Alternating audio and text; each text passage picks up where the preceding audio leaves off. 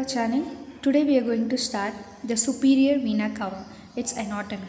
So you can see here the superior vena cava is the one which is bringing a deoxygenated blood from head, neck, upper limbs, thorax, and all this deoxygenated blood which is collected from these upper structures is going to heart, especially to the right atrium of the heart, because in the right atrium of the heart only there is a superior vena cava going to drain in the right atrium of the heart.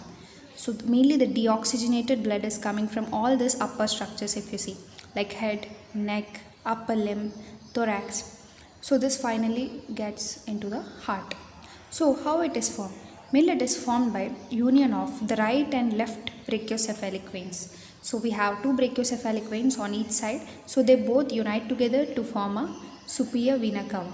And this superior vena cava is behind the lower border of first right costal cartilage. Remember, first right side. Why on right side? Because the superior vena cava is on right side. It will also drain into the right atrium of the heart, means on right side of the heart. So it's on the lower border of first right costal cartilage, which is close to the sternum.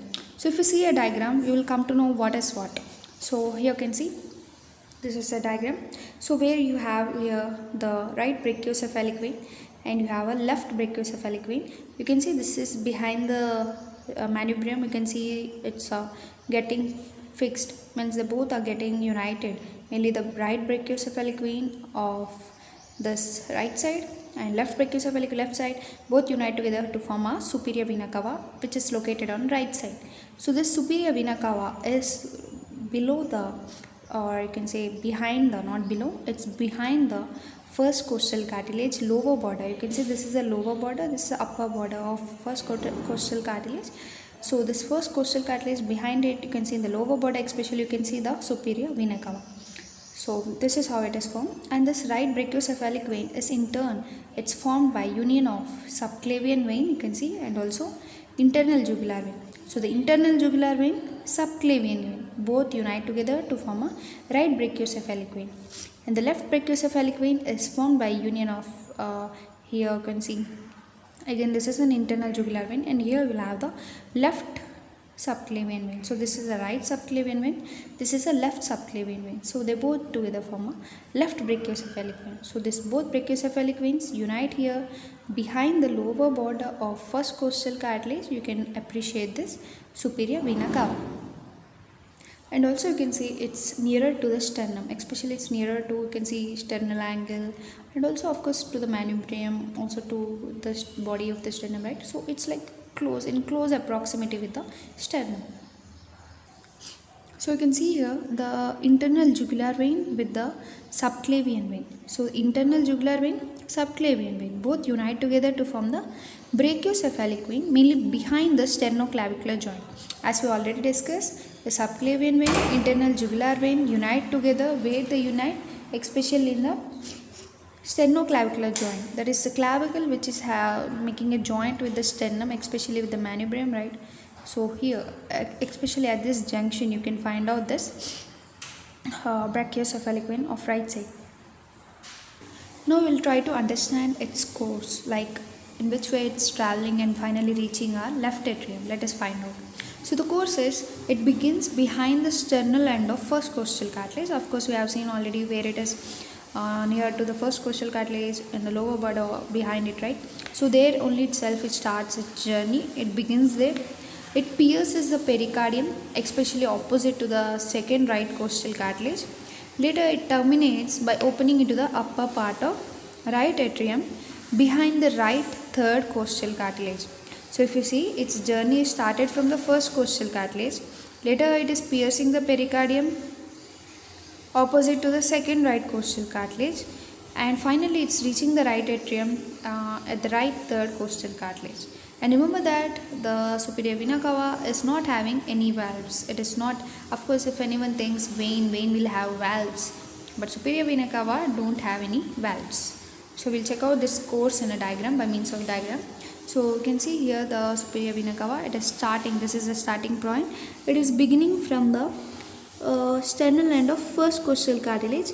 Next it pierces the pericardium. You can see this is the pericardium, right? So here It is piercing the pericardium opposite to second right costal cartilage, and next it terminates by opening into the upper part of right atrium. So you can see this. This is at the level of third costal cartilage, and it has no valves that you need to remember. So now we will move on into the relations. So anteriorly, the superior vena cava have of course the chest wall anteriorly, and also some internal thoracic vessels, and you will have the anterior margin of right lung and also pleura, and the lower end of the lower part of the superior vena cava is getting covered by pericardium. So if you imagine by means of a diagram, it will be very easy. So anteriorly to the superior vena cava, so this is the anterior surface, for example my skin, you can see here my hand. So anteriorly it is made up of chest wall, and of course some internal thoracic arteries will be vessels will be running here, and also it is having you can imagine here you will have the right lung, right? So the anterior margin of right lung and pleura are also present anteriorly, and it is covered by pericardium in lower end. So you can see the pericardium here. So in the lower end it's covered by the pericardium. Now we'll see the posterior relations to the superior vena cava. So posteriorly, if you see, it will have the trachea, right vagus. So trachea and right vagus, which are mainly posterior medial to the upper part of vena cava, and also posteriorly you will see the root of lung, which is mainly posterior to the lower part. So by means of diagram we'll understand. So here you can see this is a superior vena cava in this diagram, and here posteriorly, observe posteriorly, this is posterior side, this is anterior side, because you can see this is a sternum, this is a fifth thoracic vertebra they are mentioning, means for the superior vena cava this will be anterior side, this will be posterior side. So for the superior vena cava, posteriorly you will have the trachea, of course you can see you are having trachea, you will have the right vagus. So you can see here this is the right vagus, this yellow one, and also you will having the posterior, actually this right vagus and trachea are posterior medial, posterior medial to upper part of vena cava, and also you will have the root of lung posteriorly.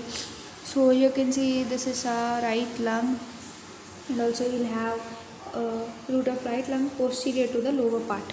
So through the lower part somewhat posteriorly you will have this root of right lung. So if you see medially it's having ascending aorta and also brachiocephalic artery. So if you see here medially you will have ascending aorta, right? Of course if you have ascending aorta, here only you will have the brachiocephalic artery, because you know brachiocephalic artery is a branch from the arch of aorta. So if you see here in this diagram, you can see the brachiocephalic artery. Yeah, here brachiocephalic artery, you can see it's just medial to the superior vena cava. So medial structures are the brachiocephalic artery, and also you have here ascending aorta. So next we will go to lateral side. So laterally you will have the phrenic nerve and its vessels, and also you will have the right pleura, and also you will have the right lung.